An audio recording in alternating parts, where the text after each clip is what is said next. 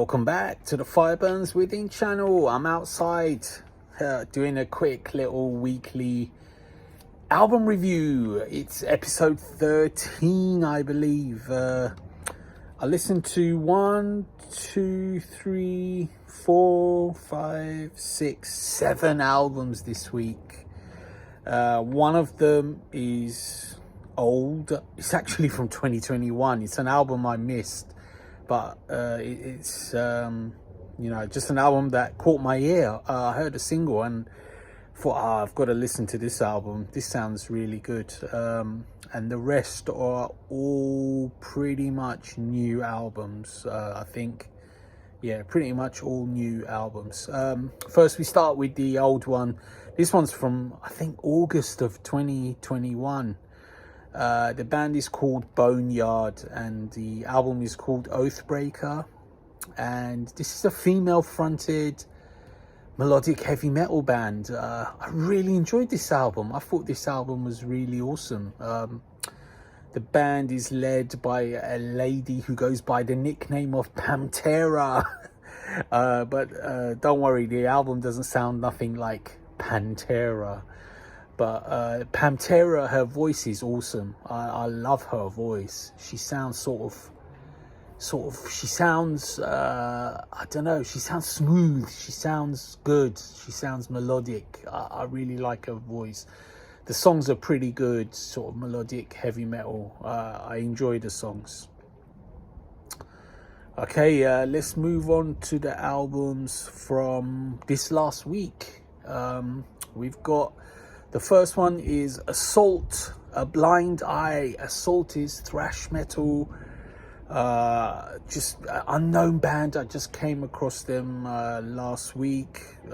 Just saw their album in the racks and I thought, let me try this one. So I tried a single and it was okay. So I tried the whole album and it's okay. It's solid. It's sort of heavy, slightly crossover-y thrash. It's sort of crunchy. The vocals are very sort of screamy, aggressive. I was hoping it was going to be a little bit better judging by the single, but it's okay. I gave it a 7 out of 10.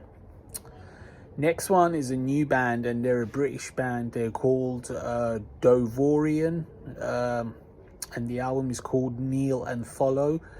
Now I didn't know this, but they've got Tom England from Evergrey to sing on the whole album. And if you follow this channel, you'll know I love Tom's voice. He's an amazing singer and he does a fine job on this album. The album is sort of quite similar to Evergrey in many ways. It's sort of slightly heavy progressive metal, but maybe the songwriting is not quite there. It's not quite on Evergrey levels. I was just hoping for more. I would give Dovorian a 7.5 out of 10. It's got a lot of potential. It can do some damage in the future.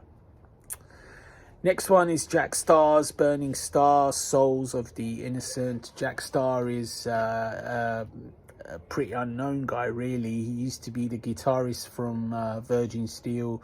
But he's had quite a long solo career as well. He sort of goes missing in action for a while and every now and then he pops up with an album.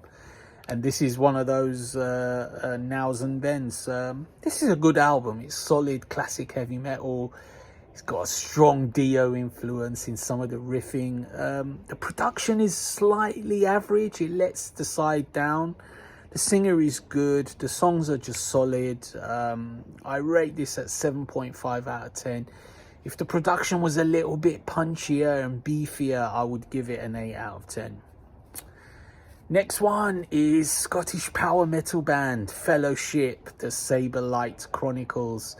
I've been looking forward to this one for a good while. Scottish happy power metal is what these guys deliver. They've been delivering the odd single here and there, and they've been making videos and sort of slightly building a name for themselves in the power metal underground. And finally it's time to release an album and it's a rock solid one. It's good, it's melodic, it's speedy. The singer's sort of got a very sort of theatrical voice. He's very expressive. He's not like a very high pitched singer. he sings in sort of a highish register, but he's not like, you know, he's not doing a Michael Kiske, or he's not doing that style of really high pitched singing. The music is somewhere between Rhapsody of old. Quite a couple of the songs sound a lot like Dragon Force. They've got that feel going. The lyrics are fantasy. This is fantasy power metal, you know. This stuff is stuff I really enjoy. Fellowship, this is a good album. Maybe it's not quite as good as I was hoping for, judging by the singles that I heard, but it's rock solid. I gave it an 8 out of 10, but I could give 8.5, but I settled for 8. It's a really good start for the band.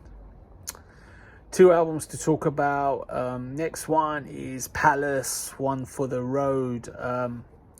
Palace is, of course, Michael Palace from Sweden. He does every instrument on the album, songwriting. It's basically a solo project. I loved the last album Palace did. This one needs to grow on me a bit more. It seems to be slightly inferior to the last album. I can't remember the title, but I think it was called Rock and Roll Radio. But if I got that wrong, forgive me. This album is solid. I mean, the production is absolutely awesome. I mean, to get a sound like this, you know, when you do everything on your own, is just great. Michael has got a very nice voice. His voice maybe lacks a little bit of oomph, a little bit of power, but still enjoyable. The songs are really catchy. Some of the songs are a little bit modern, so it's got the slight country rock twang on a couple of the songs, which is not exactly my thing, but I still enjoy it a lot.